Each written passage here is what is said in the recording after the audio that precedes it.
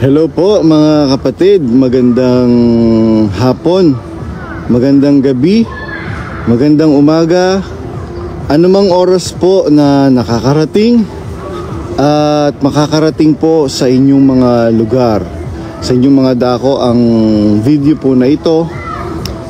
Pagbati po ng tunay na pag-ibig at ng katotohanan sa inyo pong lahat mga kapatid sa buong mundo. Yan, meron na namang sinasabi si Daniel Rason na ano daw, pinagbibintangan niya ako na ano daw ako, nagpo-propeta. Tapos actually maraming sinabi, lapastangan daw yung mga exiter, batong natatago daw yung mga mga closet. Naku mga kapatid, sabi ko nga, nakita nyo naman po yung post ko, di po ba? Ang pangit naman, ang bantot kung propeta ba dong? Ano yun? Ang pangit, ang sago, ang sagong pakinggan. Meron lang punto si Daniel Rason kasi kumbaga sa boxing, wala na, talo na siya mga kapatid, talo na. Kaya lang nagmamatigas na lang siya. Parang yung paraon. Parang yung nangyari sa paraon, nasukob na nga, nagmamatigas pa. Hanggang kailan ka magmamatigas, Daniel Rason?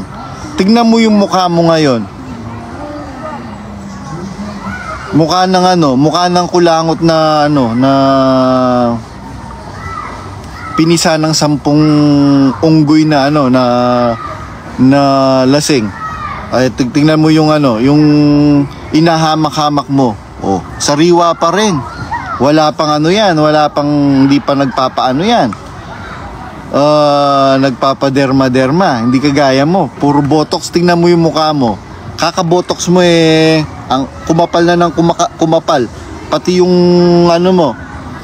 Sa Kapampangan kasi, masyasya balangid-ngid. Yan, masyasya balangid-ngid dining di paning alting Daniel Rason ini. Lawen mo Daniel Rason. Ika ngeni ing peka makarine. Religious leader. Kem mabilo gayatu di paning alte. Ayun.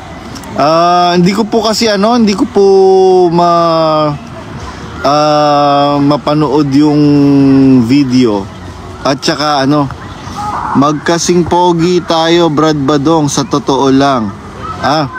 Nanay ko lang po nagsasabi na pogi ako. Wala na po yung nanay ko, wala na nagsasabing pogi ako.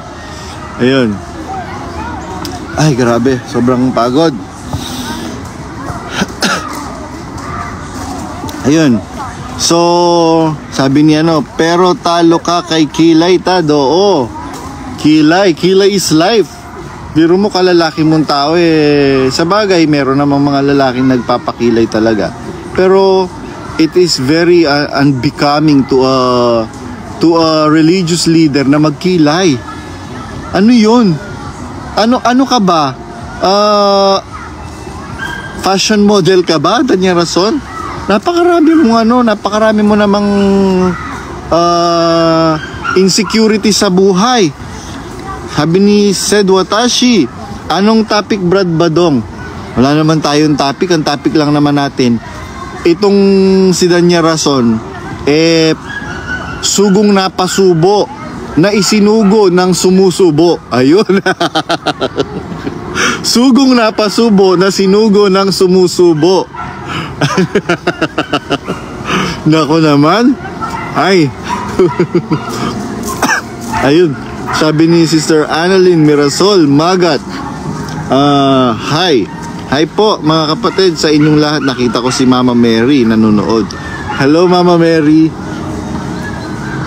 Yan, ang topic po natin, ang sugong napasubo na isinugo ng sumusubo. Ayan, ang ganda ng topic po natin.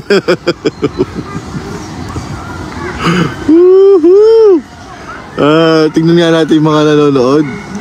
Apakarami pong nagme-message sa akin actually mga kapatid. Pakitin nga natin uli itong si Brother Ferdinand, Peter Parker. Kasi na-report po yung yung account niya, yung main account niya. So alam ko po bago lang itong account niya na to. Sabi ni Brother Ronnie Kipon Rosario, Tad, may member dun sa Delulu, pero kontra siya sa Galacia 1:8. Send ko sa'yo. Sabi ni Brother Arnel Laksamana, good evening po bro, Badong, mga kapatid. Sabi ni Brother Wilfredo Abella Raplisa, hello bro, kumusta na? Okay naman po, sa awa po ng Panginoon, maayos naman po ang kalagayan ni Badong. Hey! Sabi ni Ronnie Kipoy de Rosario, lalim ng paksa. Opo, uulitin ko po ang paksa para sa kapakinabangan ng mga ngayon lang po nakatune in. Ang sugong na pasubo na isinugo ng sumusubo. Yan, uulitin ko po ang paksa po ngayon. Ang sugong na pasubo na isinugo ng sumusubo. Yan, yun po yung biro mo. Isinugo ka ng uncle mo tapos tinraidor mo yung uncle mo. Bakit? Ano bang meron? Bakit pinagtatanggal mo yung matagal na pinreserve ng uncle mo para sa kapakinabangan ng mga future na makikinig? Bakit? There is something behind that, mga kapatid. Ano bang meron? Bakit galit na galit ka sa uncle mo? Danya rason. Hindi ba? Siya nga yung nagbigay sa'yo ng authority. Kaya, lahat ng mga kapatid ngayon, hindi na, I stand corrected, hindi naman lahat. Kaya, ngayon, yan ang ipinambubulag ninyo sa mga kapatid. Mga kapatid, manatili po tayo at magpakatibay tayo. Bakit? Dahil po, wala pong ibang binilinan ang kapatid na Eli na magtataguyod sa iglesia at sa kapakinabangan ng mga kapatid. Tingnan niyo po mga kapatid yung mismong nagtalaga sa kanya at nagtiwala upang ipagkatiwala ang mga kapatid, ang kapatiran. Tinraidor niya mismo. Biro mo, bakit hindi mo ipinakita? O ito, sige, wag niyo na sabihin kung ano yung real cause of death ni Brother Eli. Ang tanong, bakit hindi ninyo ipinakita, ipinasulyap sa kapatiran ang labi ni Brother Eli? Ano bang meron? Meron pa bang nakasuksok doon? Kaya hindi nyo meron pa bang nakasuksok doon? Danya rason. Kaya hindi ninyo maipakita, kaya inilibing ninyo kaagad. Yun ay kakatuwang bagay. Samantalang ang mga ordinaryong mga kapatid pagka namamatay merong paksa na ipinapaksa ang mapalad na kamatayan. Bakit? Anong meron? Hindi ba mapalad ang kamatayan na ikinamatay ni Brother Eli? Nagtatanong lang Danya rason. At mga kapatid, merong mga kumakalat na mga paninira ngayon. Sila na ngayon ang naninira, mga kapatid. Tapos pinagbibintangan tayo na naninira, tayo daw ang naninira. Paano mo sisirain ang sira? Mga kapatid, papakita ko po merong karton dito Ito po, karton po ito Yan. Punit na karton. Yan. Pupunitin po natin Yung punit-punit na karton, anong tawag po dyan, mga kapatid? Punit-punit na karton. Mapupunit mo pa ba ito? Pagka, punit na, mga kapatid, hindi na. Logic lang, Danya rason, hindi ba nag-aral ka? Di ba nag-aral ka sa Centro Escolar University? Bakit ang bobo-bobo mo sa logic? Tapos, di ba, naging ka pa? Naging faculty member ka pa sa Centro Escolar University. I wonder what you taught, what learning, what wisdom, what understanding you taught your student, to your student. Ay, naku naman, Daniel Rason. Itong nilalait-lait mo ngayon. Ay, naku. Kaya nga, pinagbibintangan mong nagpoprope-propeta ako. Hindi ako nagpoprope-propeta, Daniel Rason. At kailanman never kong kinlaim yan, Daniel Rason. Masyado kang tingnan mo. Itong nilalait-lait mo na to, ito ang makakapagpabagsak pala sa'yo. Nananahimik kasi ako bigla mo akong tinira.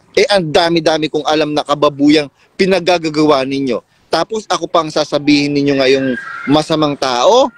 Kami pa ngayon ang sasabihan ninyo na kaya kami umalis sa iglesia dahil ayaw namin ng mabuti, ay gusto namin ng kalayawan. Sino bang nagpapakabuyo sa kalayawan? Hindi ba numero unong nagpapakabuyo sa kalayawan ay ikaw? Biruin mo, napaka unbecoming sa isang religious leader na makipagtsuktsakan sa loob ng sasakyan abang nakapark sa public area. At napaka-unbecoming sa isang religious leader na suki ng isang nightclub. Anong ginagawa mo? Nagpipreach ka ba sa nightclub? Anong ipinipreach mo? Ang mabangong pechay. Ano bang magandang paksa? Ang mabangong pechay ni Aling Kiray. Ayun. Yun ba yung inaano mo? Pinapaksa mo? Pinapaksaan mo ba yung mga pechay doon? Daniel Rason. Tingnan mo ngayon. Tingnan mo yung mukha mo, Daniel Rason. Sabi ni... Saglit lang po, magbabasa po ako. Ayon sa Beshi. Sabi ni, nung unang nakausap ko to, si Brother Ronnie Kipoy Rosario. Mahal niya talaga si Brother Eli, si Brother Ronnie Kipoy Rosario. And ako naman, natutuwa na ako ngayon dahil, natanggap na acceptance is the key po, mga kapatid. Sabi ni Danny Abansini, good evening po, Brad J.R. Badong. Shout out sa lahat ng Exeter. Said Watashi, Brad Badong, ano po masasabi nyo sa mga dating kapatid na ngayon ay naging INC na ang paniniwala dati ay Diyos si Kristo, ngayon tao na? Malaya po tayo, mga kapatid, kung saan ninyo masusumpungan si Kristo upang matuto po kayong umibig ng tunay na pag-ibig. Go ahead, mga kapatid. Pagka nag-ano tayo dyan, para na rin tayong MCGI. Parang hindi na rin tayo nakalabas sa MCGI. Pabayaan po natin yung mga kapatid natin. Mga kapatid, kung doon nila masusumpungan si Kristo, go ahead, mga kapatid.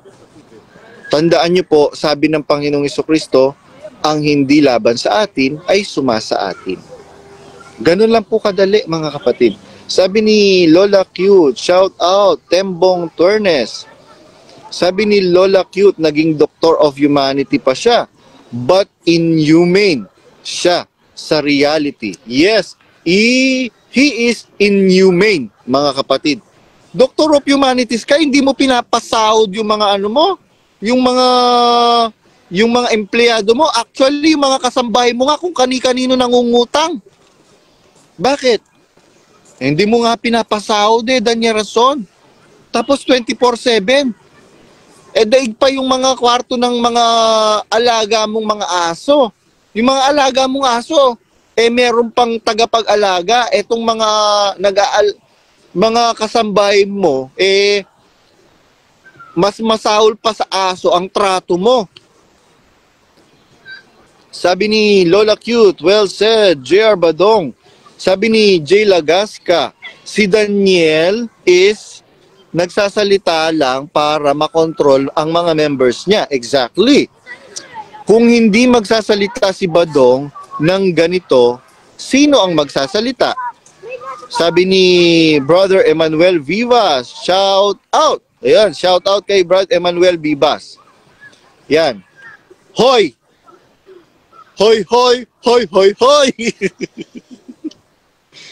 Ikaw, Robert Naboa kang gago. Napakatarantado mong Robert Naboa. Ay. Tapos, sa bagay, tingnan mo yung pagmumukha mo, Robert Naboa, mukha kang siguro, mahihiya yung mga unggoy pagka lumapit sa'yo. Sasabihin, hiyang-hiya naman ako sa'yo, no? Yung mukha mo, naku, mas malala pa sa mga unggoy. Robert Naboa, hinayupak ka, magnanakaw ka. Nasa Pilipinas pa lang pala kayo'y nagnanakaw ka na sa pera ng iglesia. Tapos ngayon, yung mga kapatid sa Singapore na nagsusumbong ay pinag-iinitan ninyo. Mga kapatid, magising na po kayo ngayon. Gumising po kayo.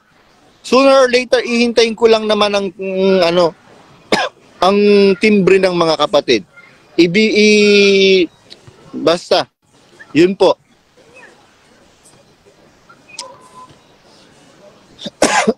Ay, basang-basa yung likod ko. Pag nagtanggal ka ng jacket, malamig. Sarado po kasi lahat ng kalsada dito dahil may marathon. Ang haba ng nilakad ko. Takot siyang malaman na ang kamatayan ni Eli Soriano ay kalagim-lagim na kahihiyan sa MCGI. Ang kanyang kamatayan, kaya pinalibing niya kaagad. Na baka po merong naiwan. Sabi ni Exeter na ako. Ang daming Exeter na lapastangan dito Lapastangan daw tayo. Naku naman, sino ang lapastangan sa atin? Danya Rason, hindi ba mas lapastangan ka dahil binababoy mo, gagong Danya Rason ka, ang salita ng Diyos? Binababoy mo ang salita ng Diyos, sabi ng Biblia sa Apokalipsis. Huwag kang magdadagdag. Kahit isang kudlit, huwag kang magbabawas. Ganun din, mga kapatid. Itong si Danya Rason, hindi lang kudlit at kuwit ang inalter, mga kapatid, sa salita ng Diyos. Yung buong tot, mga kapatid, yung buong ano bang Tagalog ng tot? Yung kabuuan noong gustong sabihin, ihatid na mensahe ng mga author ng Biblia, iminamali, binababoy ni Daniel Rason na baboy. Sa bagay, baboy naman tong si Daniel Rason. Biro mo, hindi ka ba baboy niyan, Daniel Rason? Dinidiin ko po binibigyan ko ng emphasis. I am being more emphatic doon sa salitang baboy. Baboy ka, Daniel Rason. Biro mo, nagpapakilala kang mangangaral ng Diyos, sugo ng Diyos, suki ka ng Pegasus. Tapos, nagkakangkangan kayo sa loob ng sasakyan na nakapark kung saan-saan. Di ka ba nahihiya niyan, Daniel Rason?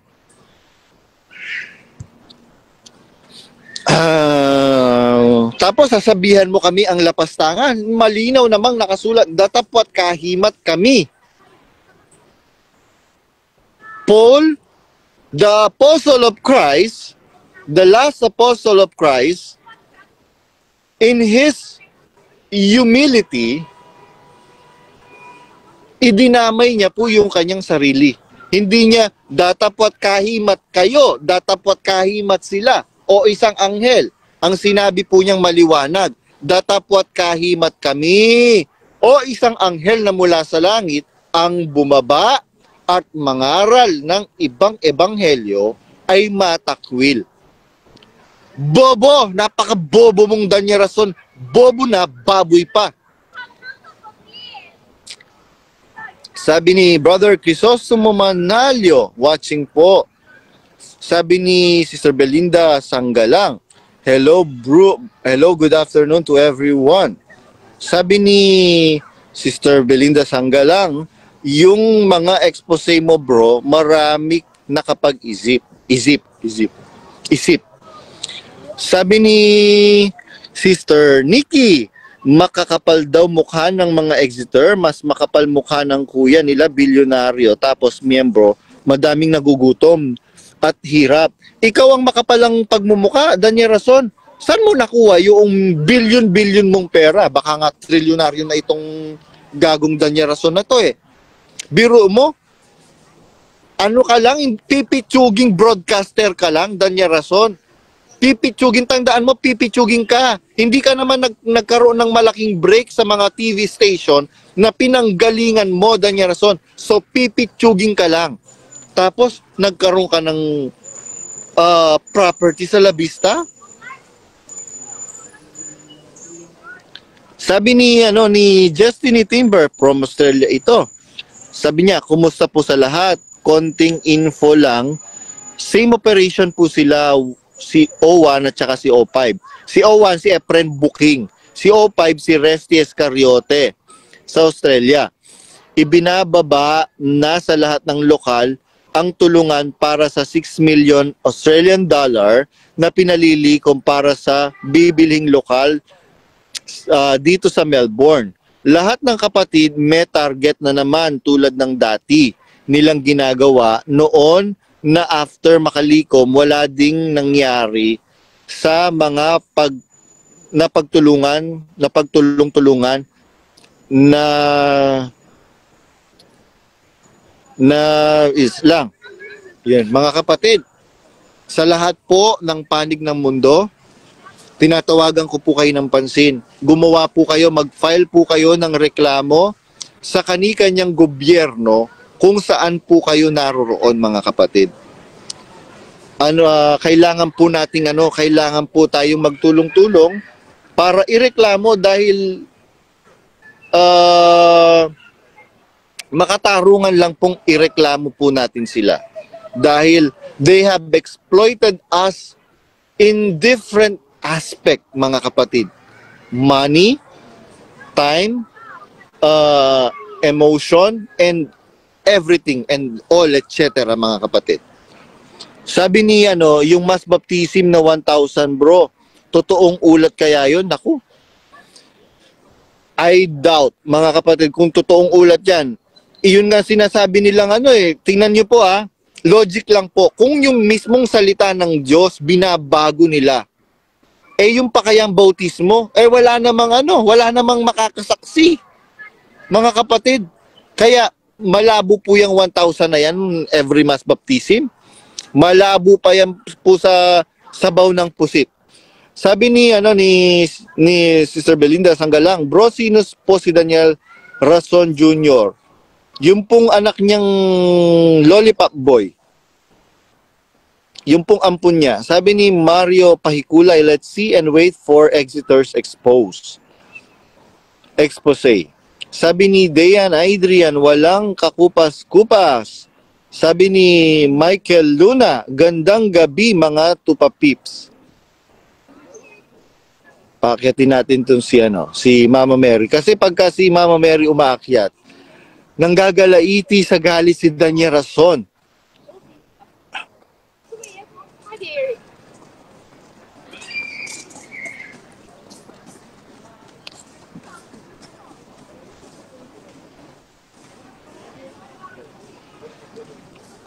Mukhang busy si Mama Mary. Hindi niya sinasagot yung aking sabi ni Brother Ray Barcelona, busy sila ngayon, opening ng Charity Sports Fest ang malilikom para sa pagpapatayo ng charity center per division.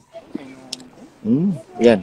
Money making scheme, marami po silang money making scheme na ginagawa. Shout out po sa ating tropa, Rational Viewpoint. Ayan, shout out kay Rational Viewpoint. Sabi ni Ronnie Kipon Rosario, dati yung mga tao ibinabalik ni Bes sa kabutihan at kaamuan. Ngayon, sa panahon ni DSR, yung umamo na dati bumabangis. Sabi ni Lola Cute, wow. Pakyatin nga natin si Brad Ray Barcelona. Ito si Brad Ray Barcelona, nasan ba siya? Ay, nawala. Si Brad Ray Barcelona kasi, ito po yung isa sa nagpatunay na si Arlene Rason, Japayuki talaga. Well, there's nothing wrong with being a Japayuki. The only thing that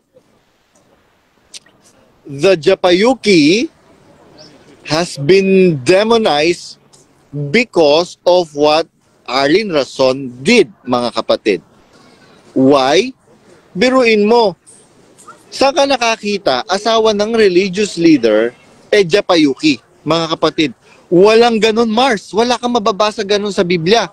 Nung nga si Maria Magdalena, hahawakan niya ang Panginoong Jesucristo. Huwag mo kong hihipuin, sabi ng Panginoong Jesucristo kay Maria Magdalena. Ito, hindi lang niya hinihipo. Ay, naku. Ayoko na lang magsalita. Kayo na lang po ang bahala. Sabi ni Brother Joey Gregorio, hello po bro. Sabi ni Michael Luna, yung Charity Village nila sa Apalit, marami na nakatayong mga talahib. Madami na rin dun mga bayawak at mga ulupong. Kuta kasi ng mga ulupong yan at bayawak. At ng lahat na kasuklam-suklam na mga nilalang. Ang central nila, biruin mo, nandoon yung anak ni Satanas. Hindi ba anak ni Satanas yang si Danya Rason? Bakit? Anong katunayan ko sa Biblia? Meron ba akong katunayan sa Biblia, mga kapatid, na si Danya Rason ay anak ni Satanas?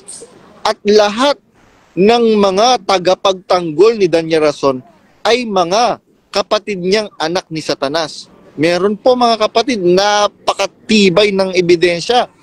At ang Panginoong mismo, from His mouth nang galing, kayo'y sa inyong amang Diablo, ang nais ng inyong ama ang ibig ninyong gawin. Ano bang ibig gawin nung kanilang ama? Siya'y isang mamamatay tao buhat pa ng una. Mamamatay pala ng tao yung kanilang amang Diablo. Paano ba pumatay yung kanilang amang Diablo? Siya'y mamamatay buhat pa ng una. Pag nagsasalita siya, yung pala yung paraan ng pagpatay nung kanilang amang Diablo. Pag nagsasalita siya, ay nagsasalita siya ng saganang kanya, sapagkat siya'y isang sinungaling at ama nito. Mga kapatid, malinaw ang sinasabi ng Biblia. Ito palang ama nilang Diablo, mamamatay tao, pumapatay through His words, mga kapatid. At kailangan ko na pong magpaalam, mga kapatid. Dahil busy na po. Maraming salamat po sa Diyos, mga kapatid. Nakita ko po kayo lahat. Marami pong manonood dito, mga kapatid. Maraming manonood dito. At saka pasensya na po kayo, mga kapatid. Dahil hindi ko na po ma-replyan, hindi ko na po mabasa lahat ng inyong mga messages. Kasi wala na po akong time, mga kapatid. Sobrang busy ko na po uli. Nakita nyo naman po nung hindi po ako busy, araw-araw nagla-live na naman ako. Ngayon po, hindi na po uli. Dahil busy na po ako, mga kapatid. Kailangan ko pong kumayod, mga kapatid. Hindi naman po tayo pinanganak ng may silver spoon, golden spoon sa bunganga. Deng aliwang comment sa pool na sa pool. Meron pong nag-message kasi. Mga kapatid, maraming salamat po sa Diyos at maligaya po ang aming mga kalooban sa inyong paglaya.